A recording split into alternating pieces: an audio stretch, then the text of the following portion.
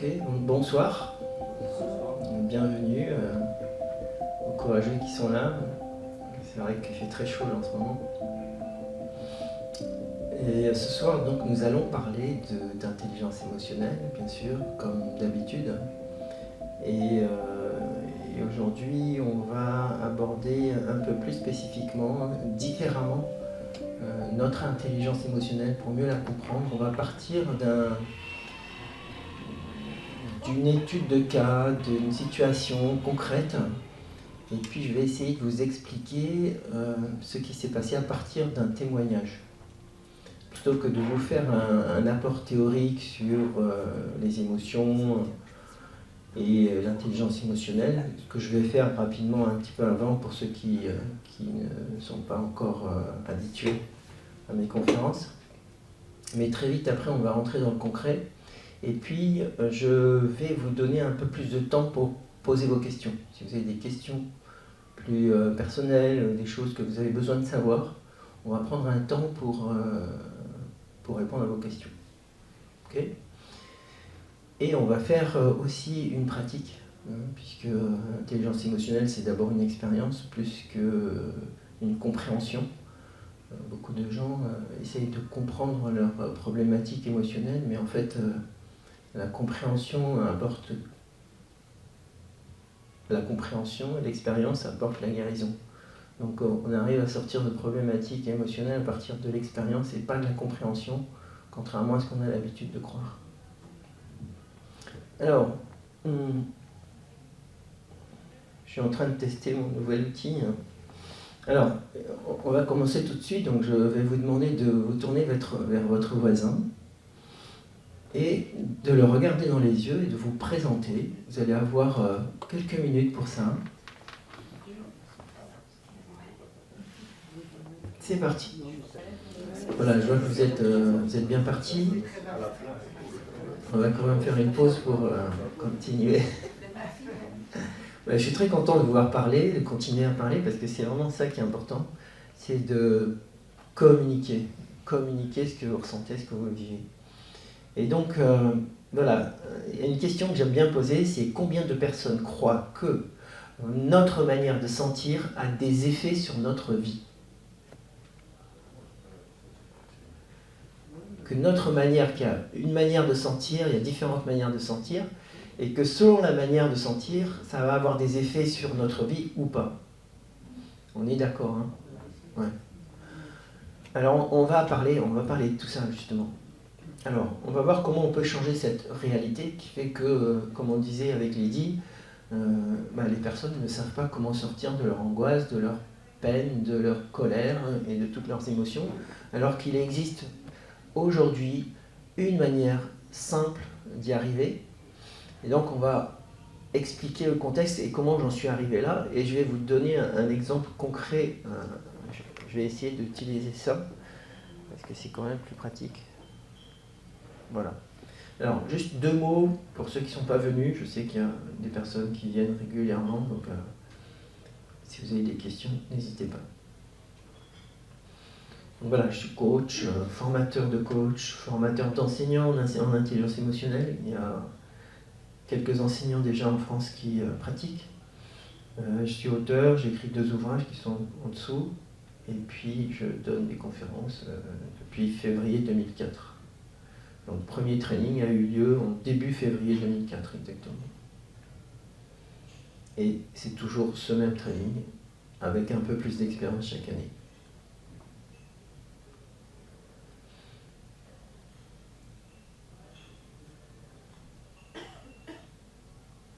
Alors l'Institut a pour but de communiquer, de faire connaître l'intelligence émotionnelle, et l'école a pour but d'entraîner les personnes à maîtriser leurs émotions.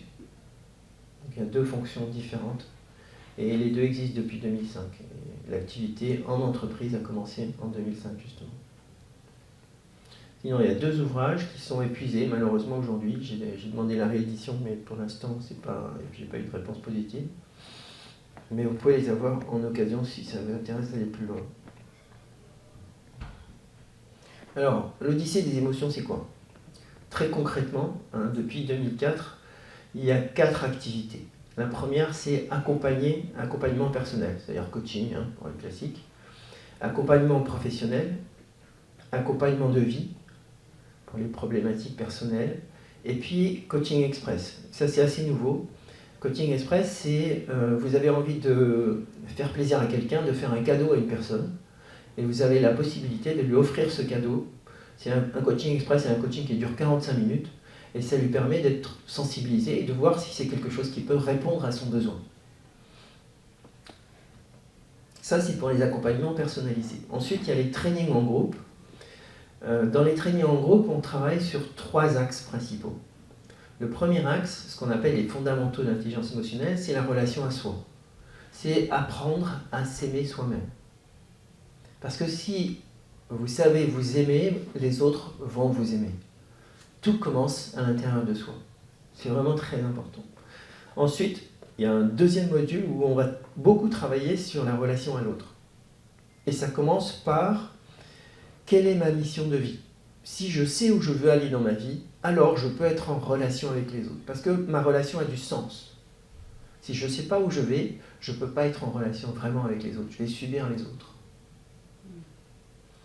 Et donc ça, c'est la deuxième partie. C'est un module qui dure 6 jours.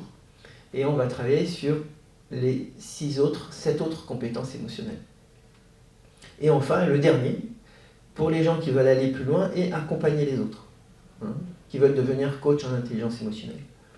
Voilà les 3 activités de training en groupe. Il y a une autre activité que j'ai mis à part parce que c'est assez particulier, c'est l'intensif IE, qui est en fait une immersion pendant 4 jours, non-stop, du matin au soir. C'est-à-dire on commence à 6h du matin, on finit à 22h le soir.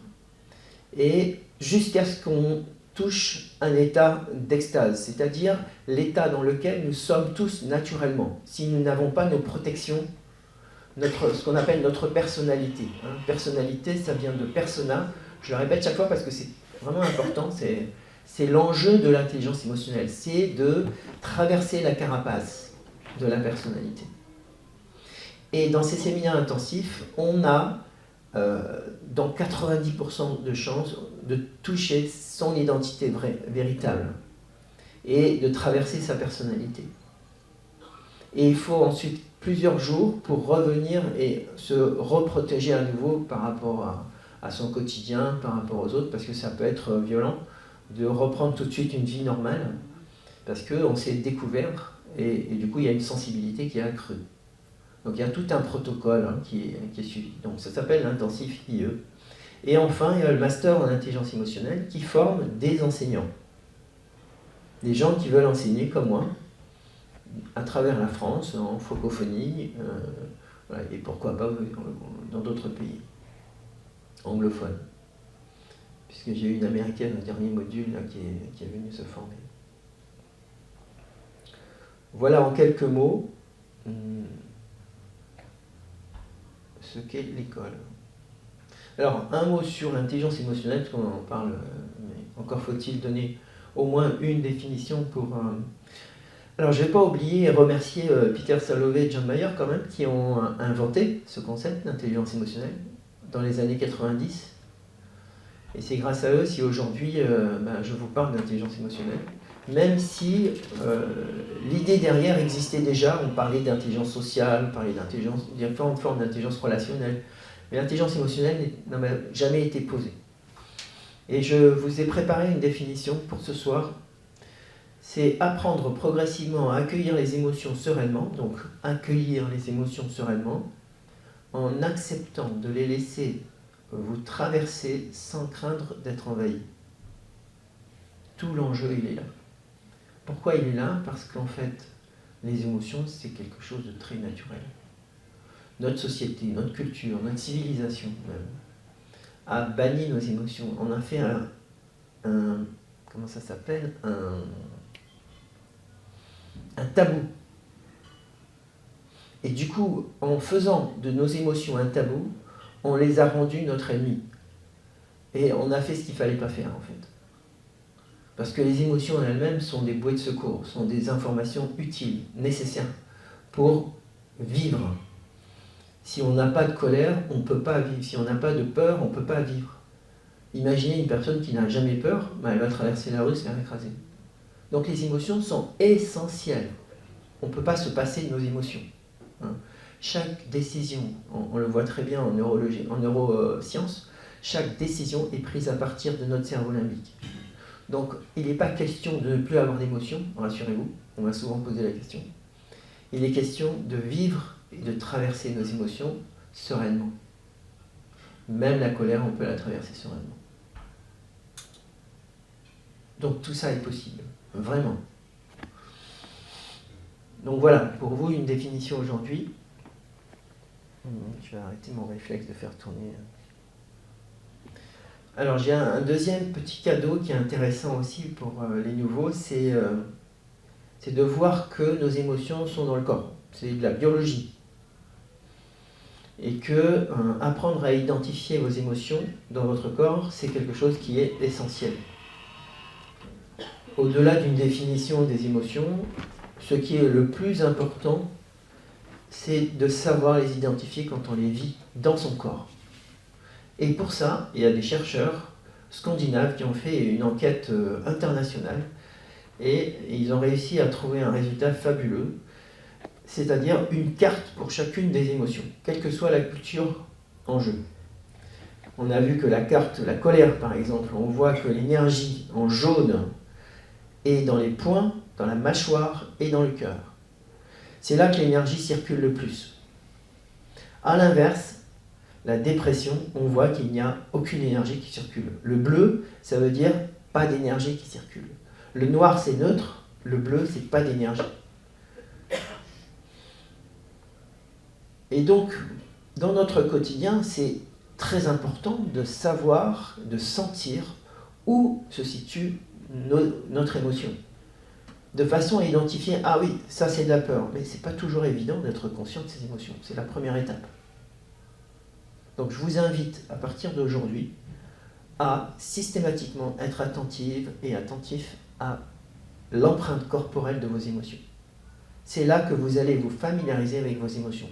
Ça paraît très simple, basique, mais croyez-moi, c'est un vrai travail. Et ça marche. Je disais tout à l'heure à Lydie que j'ai fait un séminaire des fondamentaux la semaine dernière, et une personne me disait, elle a plus de 70 ans, je suis angoissée depuis que je suis gamine, et j'ai jamais su comment libérer mon angoisse. Et après ces 3 jours, elle m'a recontacté par SMS en me disant, j'ai réussi toute seule à sortir de mon angoisse avec le processus.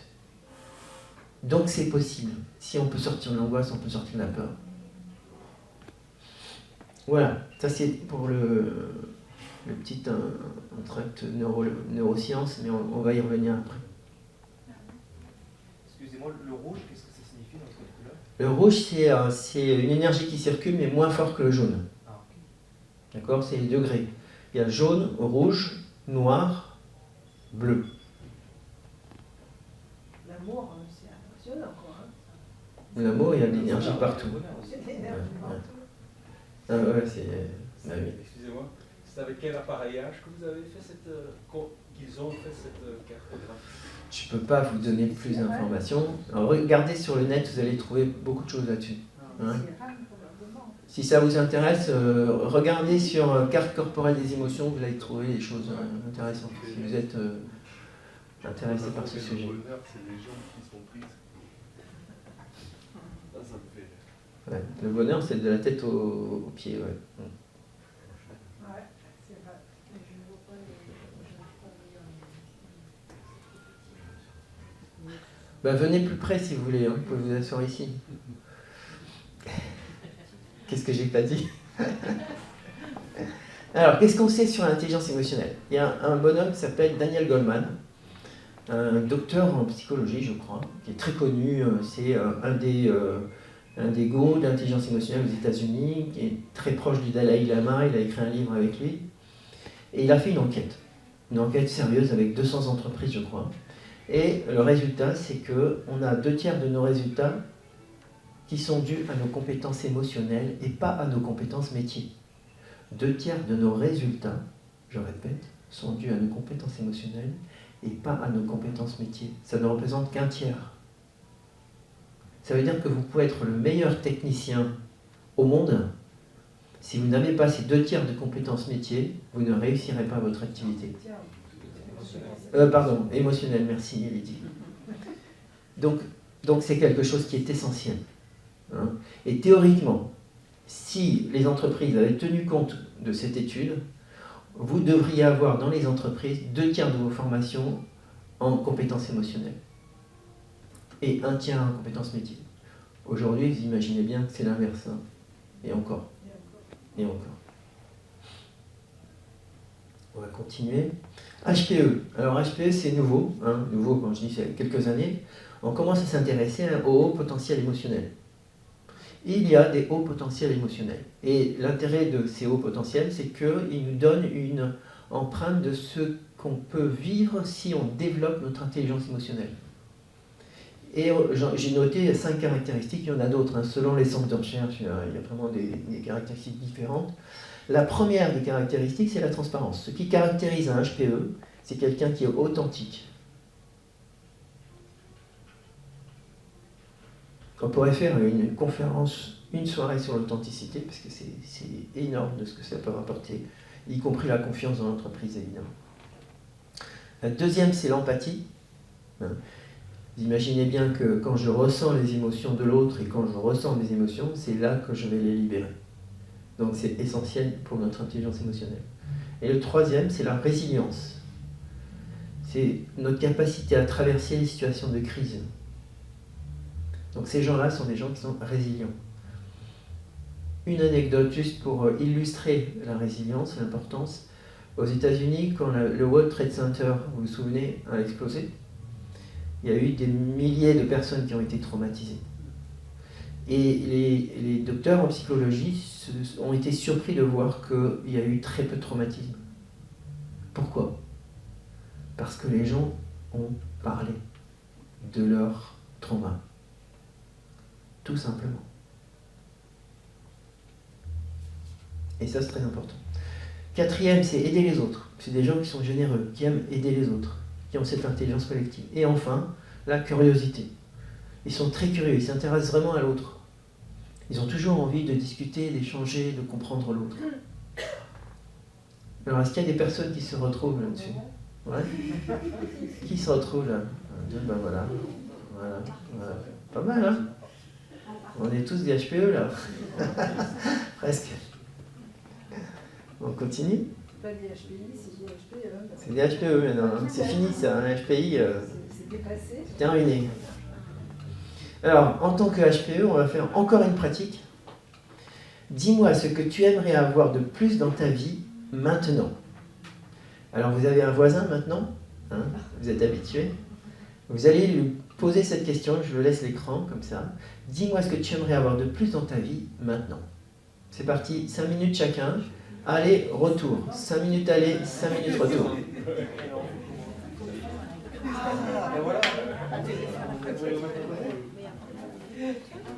J'ai déjà fait l'exercice. Voilà, bon, merci à votre partenaire. On va s'arrêter là. Alors, je vais vous demander de retenir une phrase de ce que vous aimeriez avoir de plus dans votre vie. En une phrase. Ça serait quoi ? Ouais. Moi j'ai demandé, en une phrase, j'ai demandé plus d'apaisement. Plus d'apaisement. Ouais. Bravo, super. Qui d'autre ? En une phrase. Plus d'apaisement, je suis d'accord. Plus d'apaisement, quoi d'autre ? Qu'est-ce que vous avez demandé à la vie de plus ? La santé. La santé, ok.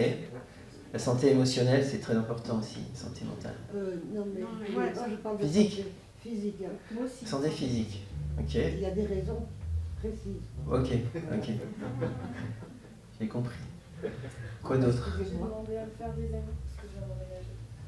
À quoi ? À me faire des amis. À me faire des amis. Ah oui. Ah bah oui, la relation c'est très important. Merci. Quoi d'autre ? Avoir un grand jardin. Avoir un grand jardin. Avec beaucoup de fleurs. Avec beaucoup.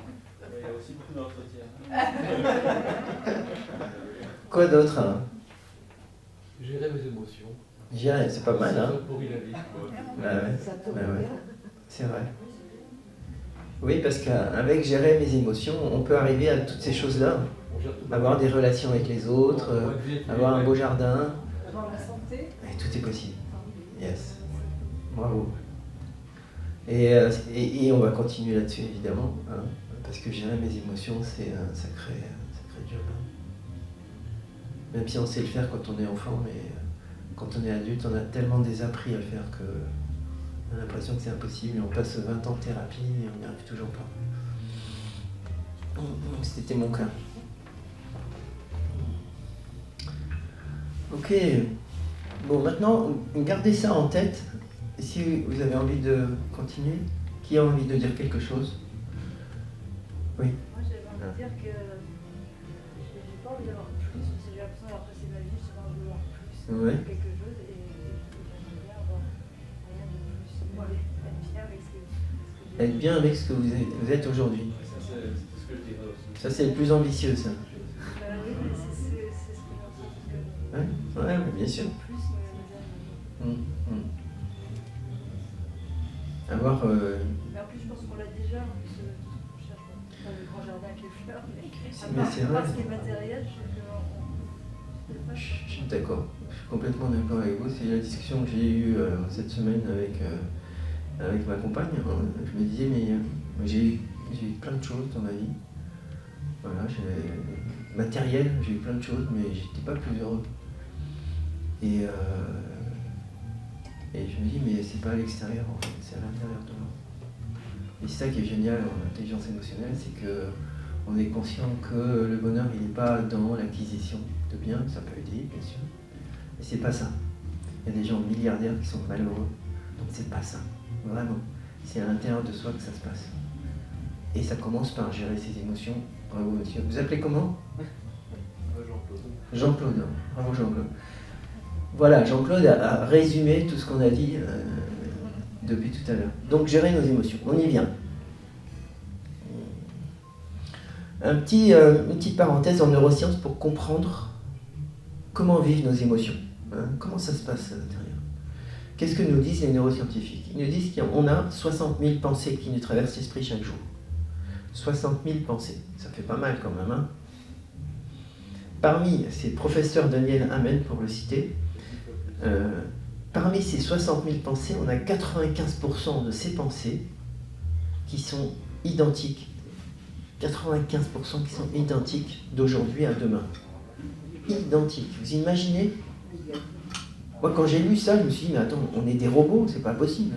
On repense toujours à la même chose, à ce point-là. C'est incroyable. C'est vrai qu'on s'en rend pas. Et ça, c'est fabuleux, cette découverte qu'il a fait, c'est vraiment magnifique. Et, pire que ça, on a 48 000 pensées négatives.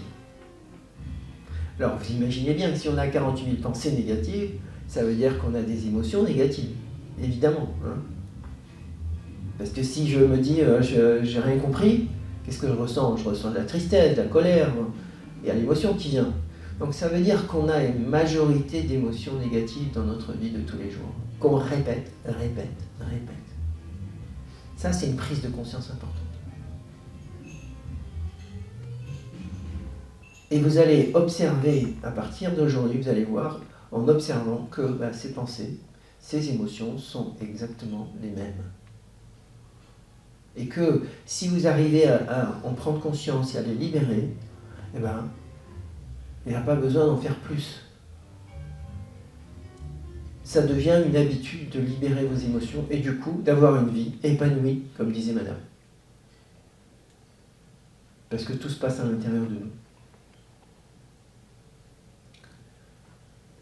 Ça, ne l'oubliez pas. On continue. La meilleure façon de prédire l'avenir, c'est de le créer. Alors oui, ça c'est Joe Dispenza qui l'a dit. J'ai repris parce que je trouve que c'est génial. Si je veux développer mes compétences émotionnelles, j'ai besoin de faire quelque chose. Si je fais la même chose que ce que j'ai fait hier, je ne vais pas y arriver, évidemment. Hein, c'est Albert Einstein qui l'a dit. C'est pas avec les mêmes réponses qu'on va avoir de nouvelles solutions. Donc, on a besoin de créer notre avenir. de changer des choses qui vont faire que on va s'aimer, on va s'accepter, s'accueillir tel qu'on est, qu'on va s'épanouir, qu'on va libérer les choses qui se répètent, qui viennent nous engluer, nous empêcher d'être heureux, quoi, en gros. Et les émotions servent à ça.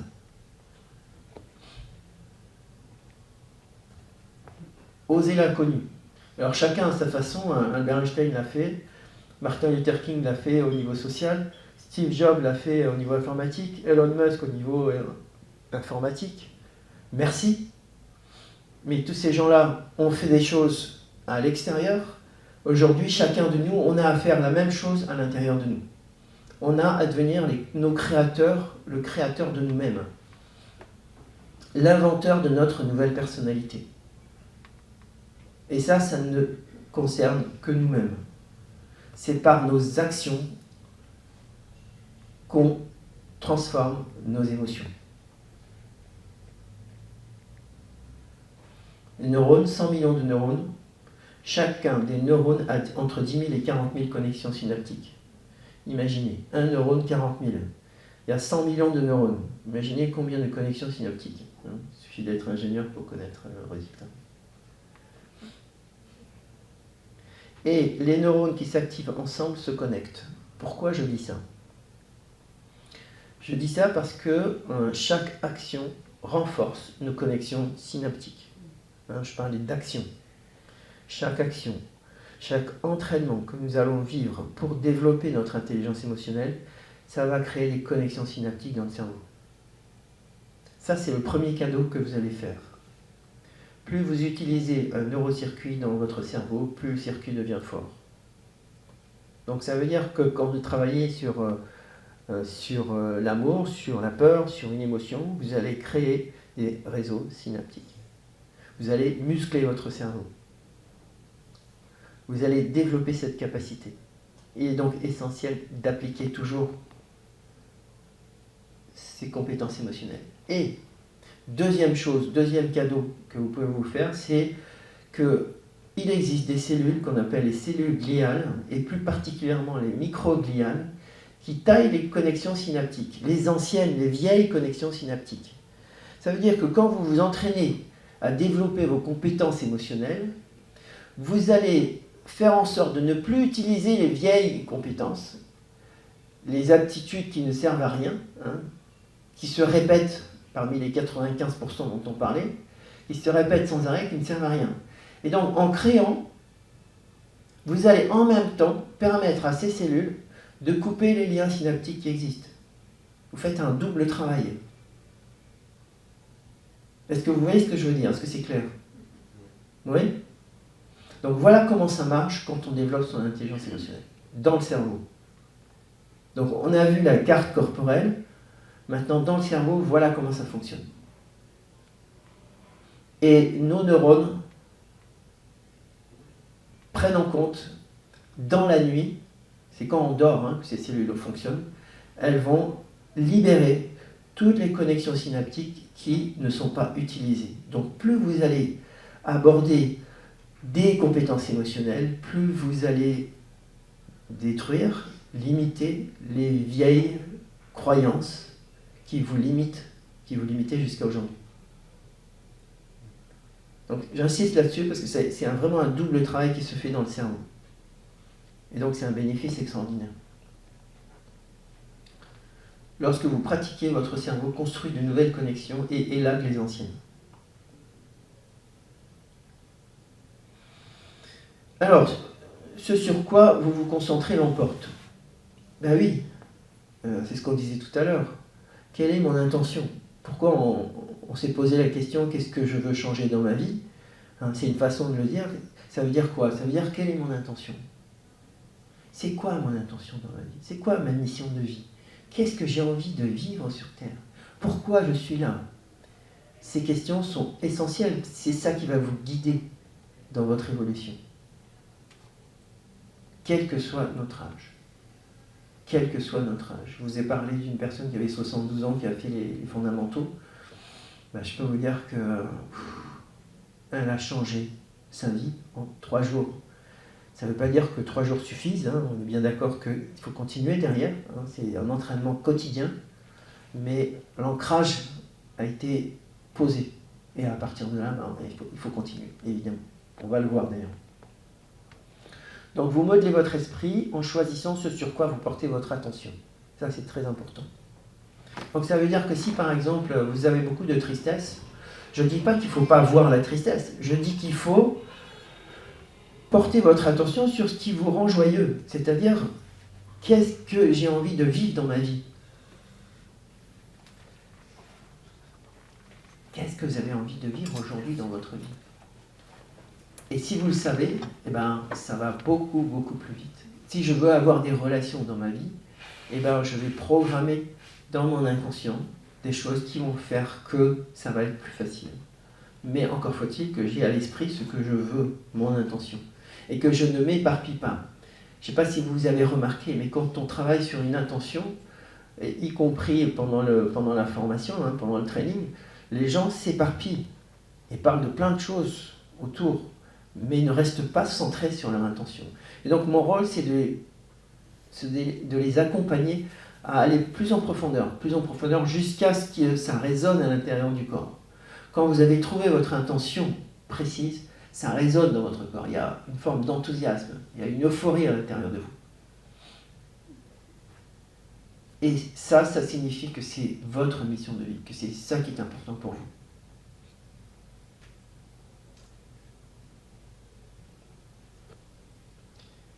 Et donc la vie est un jeu stratégique, c'est vrai. Vous avez besoin d'utiliser intelligemment vos émotions comme vos pensées. On pourrait parler des pensées aussi, c'est encore une autre histoire. Donc concentrez-vous sur votre désir pour le vivre. Ben oui, c'est quoi mon désir? C'est la première des émotions primaires. Désir, c'est quoi la deuxième? Pour ceux qui sont déjà venus. Désir, plaisir et émotion, amour. Bravo. Désir, plaisir, amour. Ce qui est fabuleux quand même, c'est que dans les magazines, dans les journaux scientifiques, on parle de la joie, mais on ne parle pas du désir, on ne parle pas du plaisir, on ne parle pas de l'amour. Et moi, je suis quelqu'un de très pragmatique. Et je vois, quand je fais les trainings, je vois ce qui marche, ce qui ne marche pas. Mais je peux vous dire que je n'ai pas fait d'études scientifiques sur les émotions, mais j'ai fait des études pratiques sur les émotions. Et qu'en travaillant sur le désir, c'est très puissant, ça peut changer la vie d'une personne. Pour les raisons que j'ai évoquées au niveau du corps et au niveau du cerveau.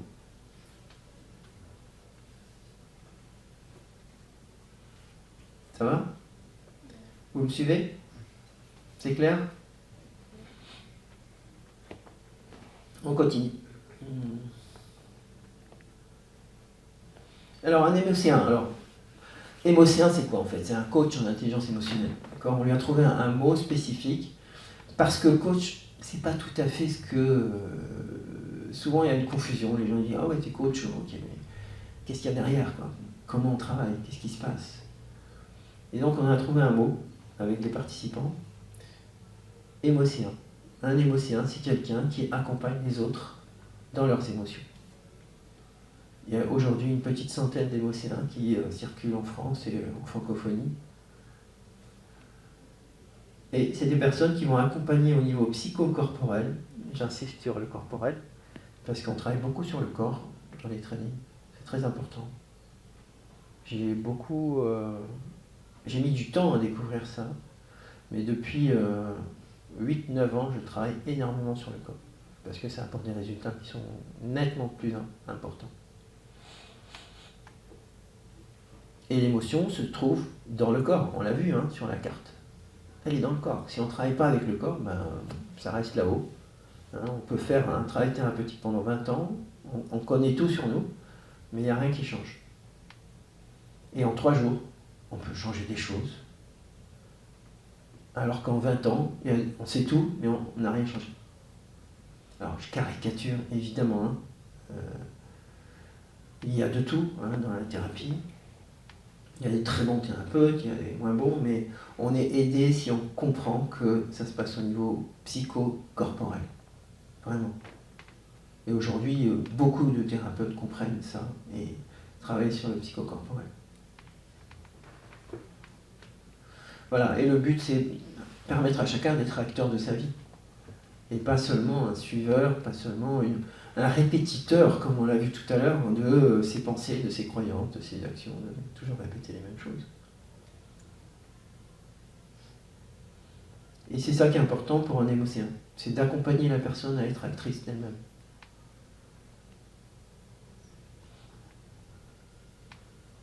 Alors, on va voir, on va prendre un partage, un témoignage d'une personne et on va expliciter ce qu'est l'intelligence émotionnelle à partir de là. On ne va pas faire un truc théorique comme j'ai fait jusqu'à maintenant. On va prendre un cas, un témoignage d'une personne et on va expliquer ce qui se passe. Alors, illustration. J'avais mis dans la présentation des clés pour accueillir et accepter de se laisser traverser par ses émotions sans craindre d'être submergé. Alors, comment cette personne a fait? Avant, comment ça s'est passé? Je connais Gilles depuis quelques années, mais je n'avais jamais eu envie de m'attarder sur mes émotions jusqu'à récemment. Cependant, après avoir regardé certaines de ses vidéos sur YouTube, je vous donnerai l'adresse si vous voulez, je me suis senti obligé de m'inscrire à son atelier de 3 jours. Ça, c'est avant de commencer. Ensuite, qu'est-ce qui s'est passé? Bon, là, c'est un petit peu petit, pour lire, c'est plus difficile, mais qu'est-ce qui s'est passé pendant ces 3 jours? L'atelier était puissant et intime. Puissant et intime. Intime parce que, oui, on va aller chercher nos émotions, c'est à l'intérieur de nous. Et c'est un aspect important aussi à savoir. Sur le plan cognitif, je savais que ma blessure principale était l'abandon et la trahison. Je savais que j'avais délibérément fermé mon cœur pendant des années, mais je n'avais jamais ressenti les conséquences de cette décision dans mon corps, jusqu'à cet atelier. C'est une personne qui a fait énormément de développement personnel, je peux vous dire.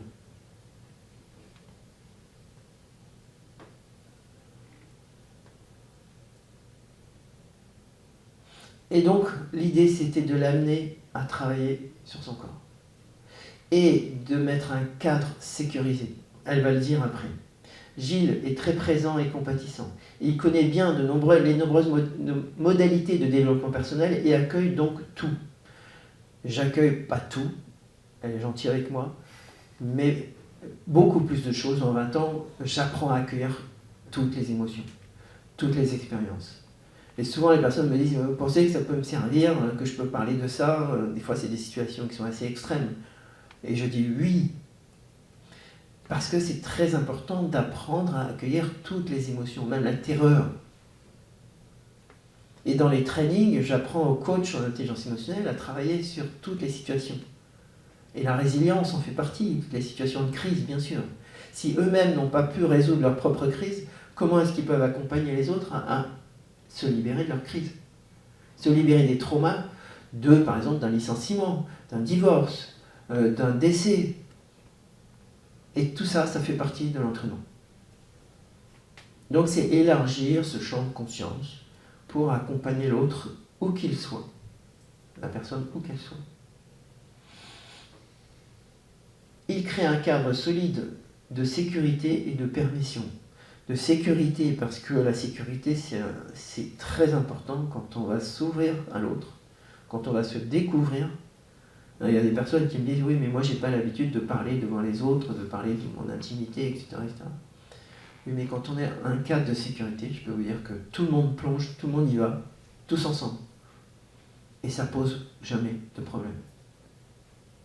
Parce qu'on sait que tout le monde est dans le même bateau. D'ailleurs, j'appelle ça un voyage initiatique. On fait un voyage ensemble pendant 3 jours.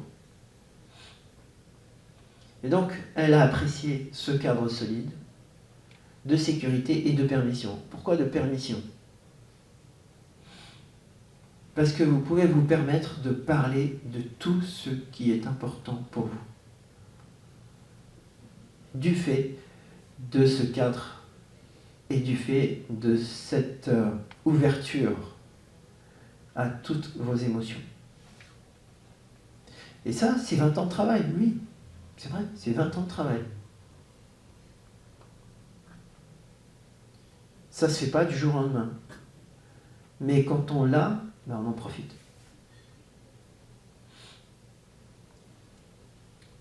Qu'est-ce qui s'est passé pendant? Elle a noté, elle est vraiment géniale cette personne, hein. Franchement incroyable. Voici quelques-uns des points forts que j'ai reçus lors de cet atelier de 3 jours. J'ai vu toutes les façons dont je joue petit. J'ai vu toutes les façons dont je joue petit. Ce qu'elle appelle jouer petit, c'est toutes les façons d'éviter de voir sa peur. De se cacher la vérité. D'éviter de voir ce qui fait mal. Parce que souvent, le mental nous empêche d'aller voir ce qui fait mal. Et le problème, il n'est pas ce qui fait mal. Il est que le mental nous empêche d'y aller. Parce qu'il projette que ça va être très difficile et très douloureux. Mais quand on y est, on s'aperçoit que c'était pas si difficile que ça. Vous savez, il y a une histoire qui revient sous différentes formes. C'est l'histoire d'un éléphant, un bébé éléphant. Qui c'est qui connaît cette histoire? Vous connaissez? Un bébé éléphant, on l'a attaché avec une corde très fine, une petite corde, et puis bon, il est resté attaché, et évidemment il ne pouvait pas quand il était bébé, et puis il est devenu très très très grand, et c'était une corde qui ne tenait pas évidemment, mais toute sa vie, même quand il était gigantesque, sa corde l'a tenu. Pourquoi? Parce qu'il a pris l'habitude de rester attaché à sa corde. Et nos peurs, c'est pareil. Le mental croit, et c'est là les limites du mental, c'est pour ça que l'intelligence émotionnelle est importante, croit que cette peur, elle va être la même pour nous en tant qu'adultes, alors que quand on était enfant, elle était légitime. Parce qu'on était enfant. Parce qu'on était vulnérable. Mais quand on est adulte, on n'a plus cette même vulnérabilité. Et donc on peut voir ces peurs et les libérer. Alors qu'on les garde pendant des décennies. Cette personne a une 60aine d'années. C'est énorme.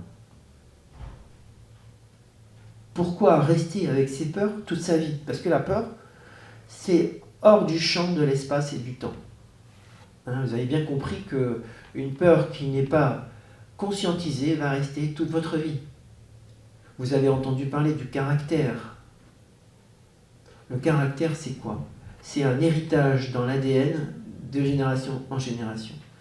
Mais réfléchissez. Vous imaginez bien que dans cet héritage, il y a aussi des émotions. Il y a aussi des peurs. Et le caractère, c'est ça. C'est le reflet des peurs de votre mère, votre grand-mère, votre arrière-grand-mère, etc., etc. Et tout ça, c'est matériel génétique qui nous vient et qu'on a à libérer. Nous, pour nos enfants. Pour nous, d'abord, mais aussi pour nos enfants. Et quand on le fait, on libère pour tout le monde. Et c'est ça le travail qu'on peut faire, grâce à ce cadre. Donc, j'ai vu toutes les façons dont je joue petit. C'est-à-dire toutes les façons, en face d'elle, elle a vu comment elle faisait pour ne pas aller voir sa peur. Et ça, c'est primordial. Moi-même, je le reconnais, hein, j'ai souvent baladé mes thérapeutes pour ne pas aller voir ce qui lui faisait mal. Donc, on est tous pareils. Hein. Mais ce cadre permet d'aller voir ce qui fait peur et de libérer cette émotion. On a tous une émotion noyau, hein, une peur noyau qui fait que tout le reste est lié. Et quand on va libérer cette émotion noyau, eh ben, on va libérer beaucoup d'émotions autour. Et on ne va pas le faire avec la peur, on va le faire avec le désir, avec l'intention. C'est beaucoup plus agréable. Deuxième observation qu'elle a faite. J'ai vu comment j'évitais de prendre des risques sur le plan social par peur d'être trahi et comment ma vie sociale s'est réduite à presque rien au fil des ans. Comment, à force d'avoir peur d'être en relation, elle a limité ses relations par rapport aux autres. On parlait d'intelligence relationnelle. Ben, c'est exactement ça. Mais on ne s'en rend pas compte. Parce qu'on a l'habitude. C'est 95% de croyances. Elles reviennent, elles reviennent, elles reviennent. Et puis, on n'a plus conscience de ce qu'on fait. Et elle a vu tout ça. elle a vu comment elle a évité de prendre des risques au niveau social.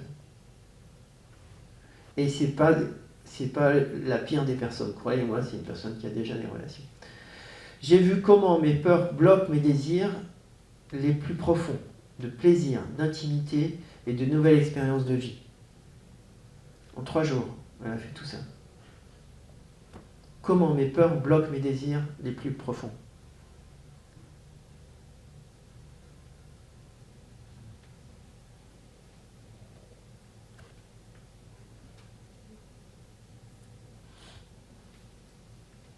Gérer mes émotions, c'est d'abord gérer mon désir. Le premier jour du training, on travaille sur le désir. Et on cadre le désir. On ne sort pas du désir. Et on revient, et on revient, et on revient dessus. Qu'est-ce qui est important pour vous? C'est quoi votre désir? C'est votre moteur de vie.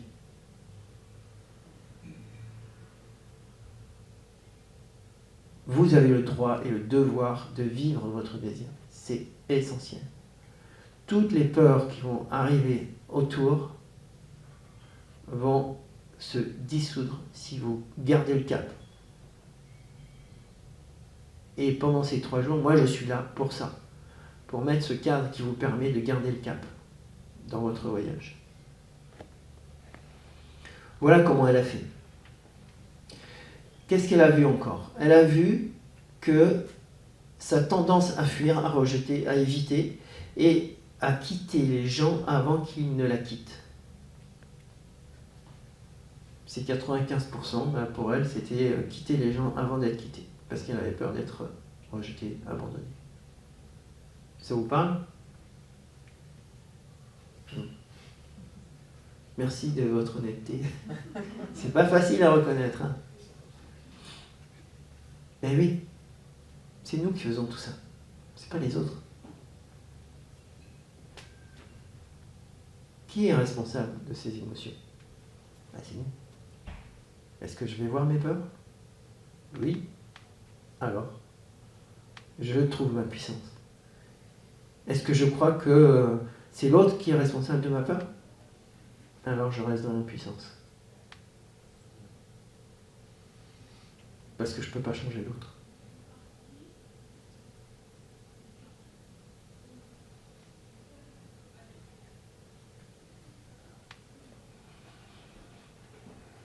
Et enfin, j'ai vu ma peur de l'ennui et les stratégies que j'utilise quotidiennement pour me distraire et éviter de ressentir quelque chose.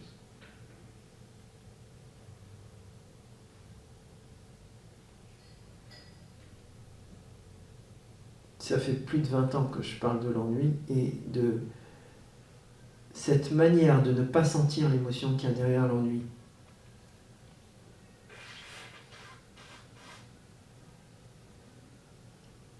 Mais qu'est-ce que vous ressentez derrière l'ennui? Qu'est-ce qui fait que vous vous ennuyez?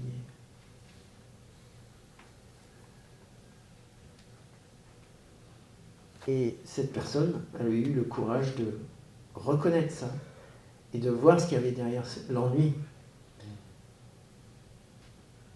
Parce que pendant le premier jour, elle était bloquée là-dessus, sur l'ennui. Et je dis, mais qu'est-ce qu'il y a derrière? Et là, elle a commencé à découvrir ce qui se passait vraiment. Donc on a des stratégies extraordinaires pour ne pas sentir. Et toutes ces stratégies, on les voit une par une pendant ces 3 jours. On voit comment on fait pour ne pas sentir. Autrement dit, comment on fait pour répéter ces 95% de répétition. C'est 48 000 émotions dites négatives tous les jours sans nous en rendre compte. Qu'est-ce que je vous disais au début? Je vous disais que notre nature, c'est d'être dans un état d'extase. Alors c'est intéressant parce que quand j'ai fait l'interview sur l'extase, il n'y a pas eu beaucoup de lecteurs. Beaucoup moins que sur la peur, sur la colère, sur tout ça. On est tellement éloigné de l'extase qu'on considère que c'est quelque chose qui est inaccessible. On vit tous les jours la peur, on vit tous les jours la colère, la tristesse. Ça c'est normal. Mais non. Mais non. On n'est pas sur Terre pour vivre ça. La peur, la colère, la tristesse sont là pour nous donner des indications et en sortir. Mais si nous, on juge la peur, ben, qu'est-ce qui va se passer? Ben, elle va rester. La peur, ça devient de la terreur. Oui? C'est vrai que moi ça me fait penser, ça me fait réagir parce que je me dis, ça me fait penser un peu à ce qui avait été cité précédemment sur le fait de se concentrer sur l'objet de son désir. Et que je crois aussi que on a tendance, nous les humains, à se concentrer aussi. Bon, déjà le cerveau a tendance à se concentrer sur le négatif, d'où le côté pensée négative, tout ça. De part aussi notre côté un peu survie des fois. Mais on vit dans un monde maintenant où dans les appartements, enfin, il n'y a pas vraiment de danger. Hein.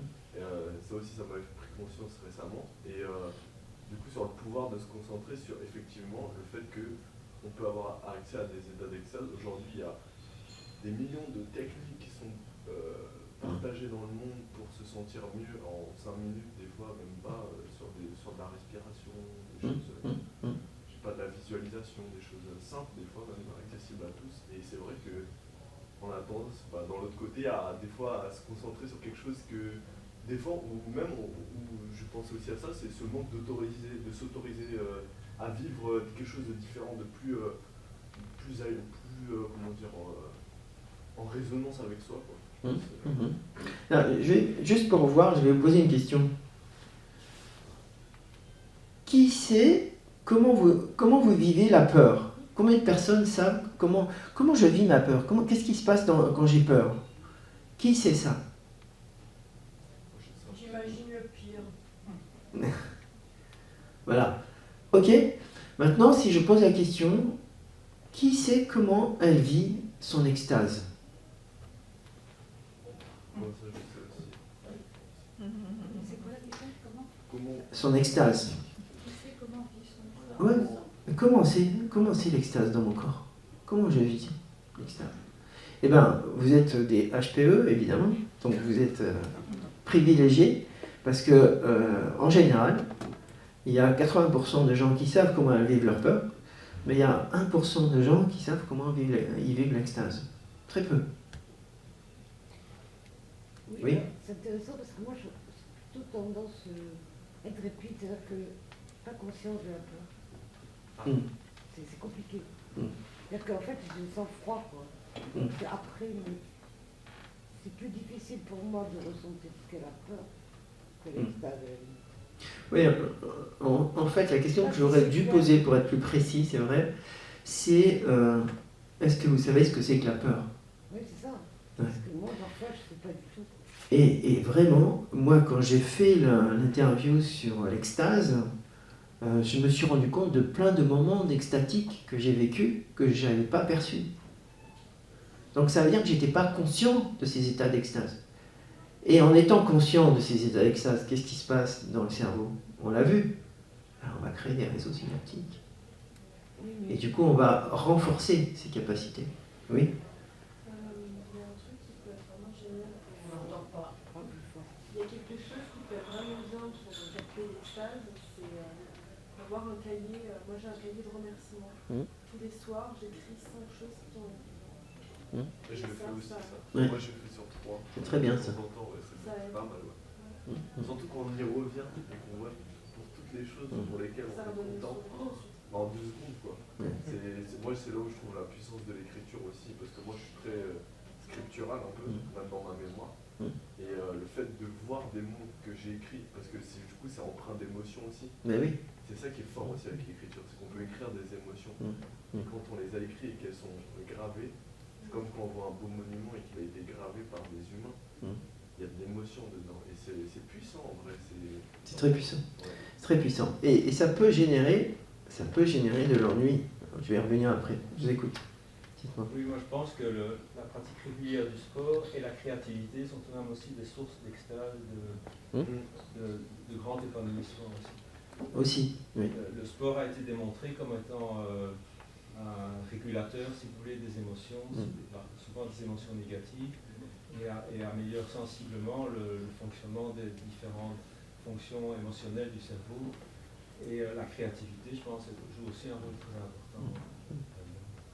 Tout à fait. Tout à fait. Ouais. Alors, juste un truc, parce que c'est intéressant ce que vous dites là. Il faut savoir une chose, c'est que le sport, la créativité, ça permet de soulager l'émotion. Mais ce que j'ai appris pendant ces 20 ans, c'est que si on veut libérer la racine de l'émotion, il faut aller au bout de l'émotion. Et là, du coup, on n'a plus besoin de faire du sport pour libérer l'émotion. On va faire du sport pour le plaisir, on va faire du sport pour d'autres raisons, mais on a libéré définitivement cette émotion. C'est la différence. Parce que moi, j'ai de la famille, des amis qui font beaucoup de sport. Moi-même, je fais beaucoup de sport, j'aime le sport. Et j'ai compris vraiment que ça vient soulager, oui, absolument. Mais ça ne va pas libérer la racine de l'émotion. Et du coup, les 95%, ils continuent. Et pour arriver vraiment à la libérer, il faut aller au bout de l'émotion. Ça, je l'ai vu à travers différentes formes d'expériences. Je l'ai validé de cette façon-là, à partir de la pratique. Oui. J'allais dire, en fait, ce qu'on disait, c'est au final être dans le mouvement et ce qu'on disait au début, être dans le psychique. En fait, il faudrait mélanger tout le temps les deux. Voilà. Être dans le corps, et dans le cœur, et dans la tête. Les trois. Ouais. Et dans les entraînements, on fait les trois. Ensemble. Alors chaque jour ? Les trois ensemble. Quand on travaille sur le désir, mais c'est quoi dans le corps ? Comment ça se traduit dans votre corps, le désir ? Comment c'est ? Et la carte que je vous ai montrée, on la vit.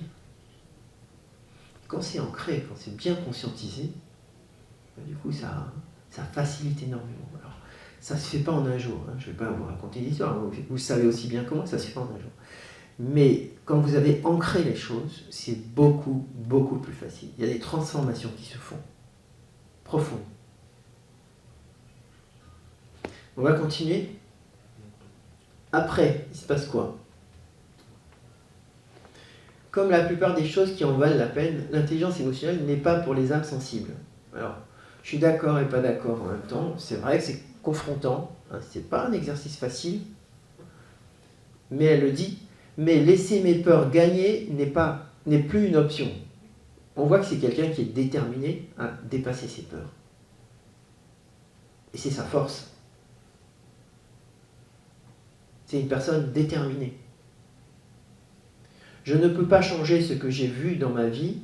Je veux faire l'expérience de l'amour et de l'intimité et je veux que mon cœur et mes désirs ouvrent la voie à mes peurs.